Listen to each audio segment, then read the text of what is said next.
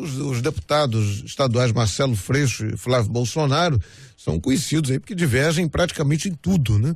E ontem eles participaram de um debate sobre desarmamento, promovido pelo Descomplica.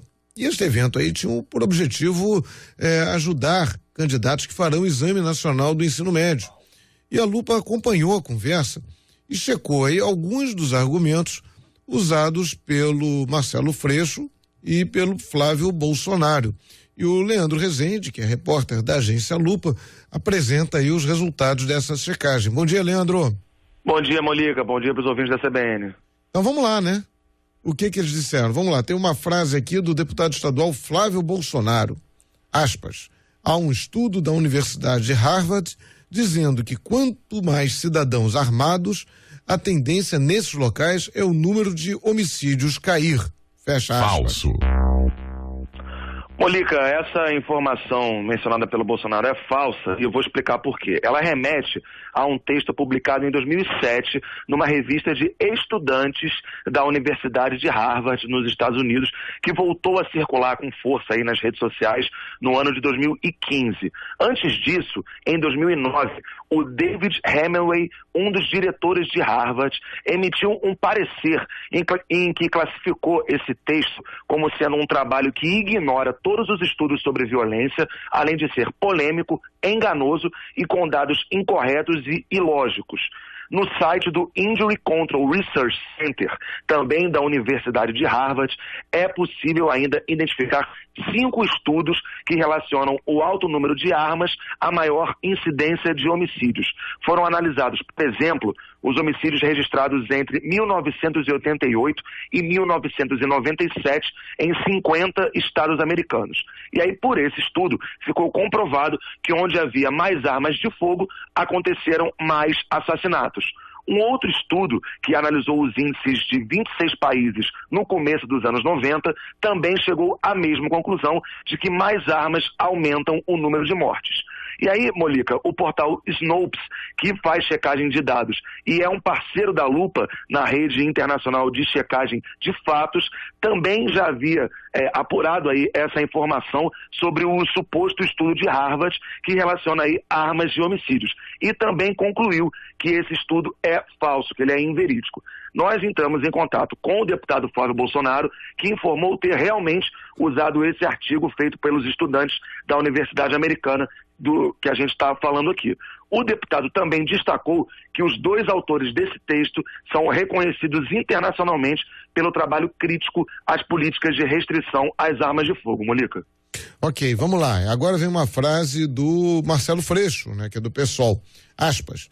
Neste período, depois do Estatuto do Desarmamento, nós economizamos 160 mil vidas que estariam mortas se mantivesse o dado de 8%. 8% era um dado de um crescimento, não é isso? Do número de mortos ao ano, né?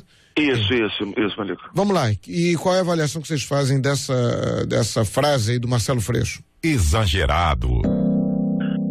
Deputado Marcelo Freixo exagerou. Vamos lá, vamos entender primeiro o que é esse indicador de vidas poupadas. Ele aparece num estudo feito pela Unesco junto aos Ministérios da Saúde e da Justiça. Ele foi publicado em setembro de 2005, pouco antes aí do referendo do desarmamento, e analisa os impactos do Estatuto no total de homicídios cometidos por armas de fogo. De fato, antes do desarmamento, o crescimento no número de homicídios obedecia a uma taxa quase constante de 8,1% ao ano, ou seja, você tinha mais homicídios multiplicados por 8,1% todo ano. Após o Estatuto do Desarmamento, que está vigente aí desde 2003, o ritmo de crescimento de homicídios cai para 2,2% ao ano. E aí, voltando, o índice de vidas poupadas é calculado comparando o número de homicídios esperados e os que efetivamente ocorreram após a publicação do Estatuto do Desarmamento. A atualização mais recente consta no Mapa da Violência de 2016, que contabiliza 133.987 vidas poupadas de 2003 a 2014, que é esse número de 133 mil vidas é menor do que os 160 mil apontados pelo deputado Marcelo Freixo. Nós entramos em contato com ele, que informou ter retirado esse dado de veículos de comunicação e também do próprio site da Unesco. Monica.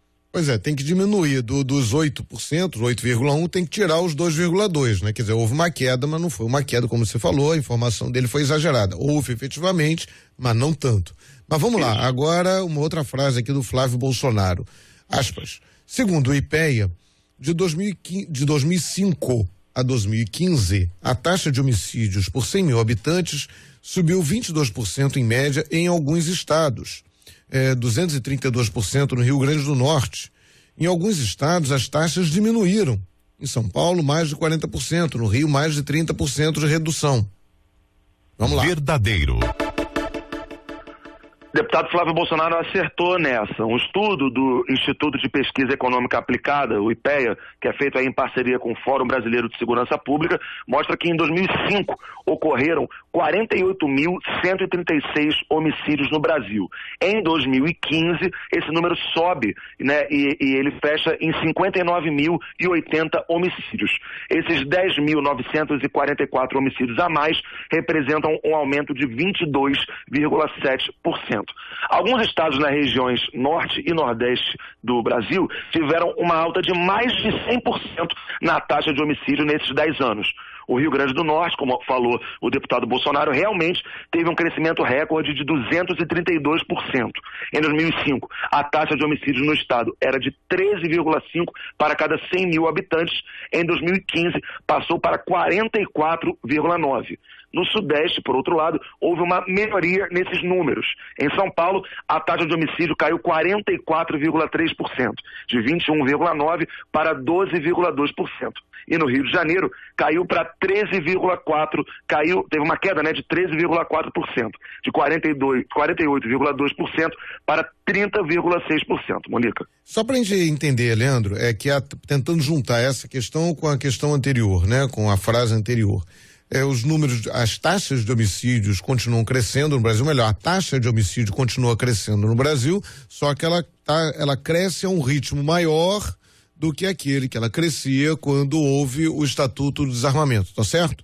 Ela cresce a um ritmo menor, Molica. Antes do Estatuto do Desarmamento, ela crescia, para a gente deixar bem claro aí também pro nosso ouvinte. Antes do Estatuto do Desarmamento, em 2003, os homicídios no Brasil cresciam a uma média de 1980 até 2003, eles cresciam a uma média de 8,1%. Havia uma curva ascendente de 8,1%. A partir daí, de 2003 para cá, os homicídios continuam a crescer, mas numa taxa constante menor, que é de 2,2%. Ok. Bem, a última frase aqui que vocês analisaram, do Marcelo Freixo, tem a ver com isso. Vamos lá, aspas. Justamente. Em 2003, temos o Estatuto do Desarmamento, que é o marco do debate. É a primeira vez que, o ritmo do crescimento dos homicídios sai de 8% ao ano para 2% ao ano. Verdadeiro.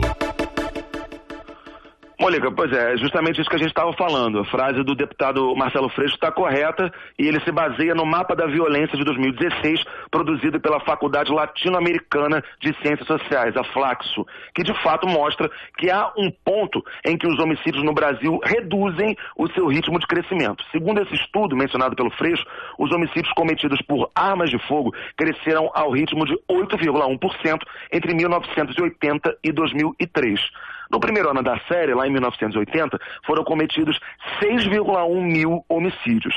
Em 2003, 36,1 mil. A partir disso, e com o Estatuto de Desarmamento aprovado, o ritmo de crescimento caiu e passou a ser de 2,2% ao ano, chegando aí a 42,2 mil em 2014. Lembrando que o Mapa da Violência é diferente, que ele vai até só 2014. O mesmo estudo destaca ainda que há um crescimento no uso das armas de fogo para cometer homicídios.